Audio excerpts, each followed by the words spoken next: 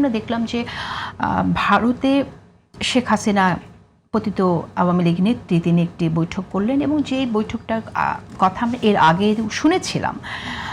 বাংলাদেশ সরকার একটি বার্তা কিন্তু ভারতকে দিয়েছে, পররাষ্ট্র চ্যানেলে সেটা দিয়েছে, দেবার পরও এই সভাটা অনুষ্ঠিত হয়েছে। এবং আপনি জানেন যে এরপর প্রধানমন্ত্রীর রাজনৈতিক উপদেষ্টা রুহুল কবির রিজভী তিনি একটি কথা বলেছেন। তিনি বলছেন দিল্লিতে দণ্ডপ্রাপ্ত শেখ হাসিনাকে বক্তব্য প্রদানের সুযোগ প্রদান পরিকল্পিত ষড়যন্ত্রের একটি অংশ। আপনার কাছে কি মনে হয় যে এর মধ্যে দিয়ে ভারত এবং বাংলাদেশের সম্পর্কের টানাপোড়েনটা হাসিনা পতনের পর থেকেই চলছিল, এখন কি আবার একটা নতুন মাত্রা যোগ হলো কিনা, কিভাবে দেখছেন?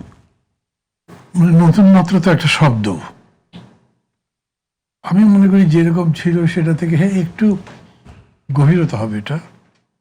তাছাড়া তাদের অ্যাটিটিউড এরকমই ছিল।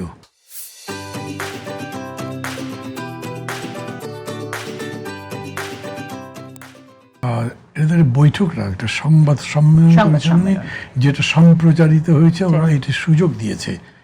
আমাদের সরকারের পক্ষ থেকে এটা নিষেধ করা হয়েছিল। এটা খুবই একটা জেনুইন বিষয় যে ওইখান থেকে যে কোনো কিছু প্রচার করা হবে শেষ পর্যন্ত এটা সারা বিশ্বে ছড়িয়ে পড়বার সুযোগ থাকে যদি তারা সে সুযোগটা করে দেয়। এবং ইন্ডিয়ান গভর্নমেন্ট সেই সুযোগটা ওপেন রেখেই তাকে এটা করতে দিয়েছে। তার মানে উনি ওখানে যে সমস্ত বক্তব্য দিচ্ছেন যেগুলো সরকারকে সরাসরি থ্রেট করছে, সরকারের বিরুদ্ধে চালন করছে অথবা কর্মসূচির কথা বলছে, যেহেতু তিনি বাংলাদেশের বিচার দ্বারা দণ্ডিত ফাঁসির আসামি, ওনার এই সমস্ত সুযোগ থাকবার কথা না। এইটাই বাংলাদেশ সরকার তাদেরকে স্মরণ করিয়ে দিয়েছে এবং সেটা খুবই জেনুইনলি দিয়েছে। ভারত সরকারের এটার প্রতি শ্রদ্ধা জানানো উচিত ছিল, তারা জানায়নি। জানেনি মানেই তাদের ডিফারেন্ট ডিজাইন আছে। তো ডিজাইন যদি আলাদা রকম থাকে তাহলে সম্পর্ক ভালো হবার সম্ভাবনা থাকে না।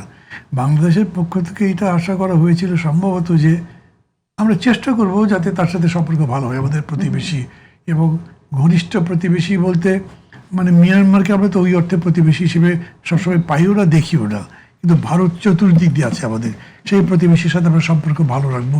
সেই জন্য বর্তমান সরকারও আন্তরিকভাবে চেষ্টাটা করেছিল যাতে তাদের সাথে শত্রুতাটা না বাড়ে, বৈরিতা না বাড়ে, বরঞ্চ পারলে একটা বন্ধুত্বের সম্পর্ক করা যায়। একদম নিশ্চিতভাবে ভারত সরকারের এই সুযোগ দানের প্রেক্ষিতে, শেখ হাসিনাকে সুযোগ দানের প্রেক্ষিতে এই সম্পর্কের উন্নতির জায়গাটা কমে গেল। মিনিস্ট্রি অফ ফরেন অ্যাফেয়ার্স যে স্টেটমেন্টটা দিয়েছে খুবই হার্ড ল্যাঙ্গুয়েজ, আমি মনে করি সেটা আপনি তো পড়েছেন বা সবাই দেখেছে। মানে এই রকম ভাষায় এর আগে বাংলাদেশ সরকারের কোনো বার্তা দেওয়া হয়নি। হ্যাঁ, এত হার্ড কঠিন ভাষায় বার্তা দেওয়া হয়নি, এর আগে কখনো দেওয়া হয়নি। তার মানে যে বাংলাদেশ সরকারও এটাতে খুবই আহত হয়েছেন এবং ক্ষুব্ধ হয়েছেন এবং সেই তারই পুরো প্রকাশ এটা হয়েছে। আমি মনে করি যে ভারত এরকম একটা কাজ থেকে বিরত থাকলেই পারত, তাদের বোঝানোর কোনো অসুবিধা ছিল না। তারা কি আশা করে নাকি যে এই একটা সংবাদ সম্মেলনের মধ্যে এবং এই সংবাদ সম্মেলন প্রচারের মাধ্যমে তারা বাংলাদেশের জনগণকে জাগ্রত করতে পারবে, একটা অভ্যুত্থান হয়ে যাবে কিছু, এরকম তো এটা একটা বোকাও এরকম ভাববেন এখন বর্তমান পরিস্থিতিতে। তারপরেও তারা যেটা কাজ করেছে আমি সেটাও একটা চূড়ান্ত হঠকারিতার এবং বালখিল্যতা করেছে। ভারত সরকার এরকম ভাবার কোনো মানে যুক্তিসঙ্গত কারণই নেই যে এরকম কোনো পরিবর্তন এখানে সূচিত হতে পারে।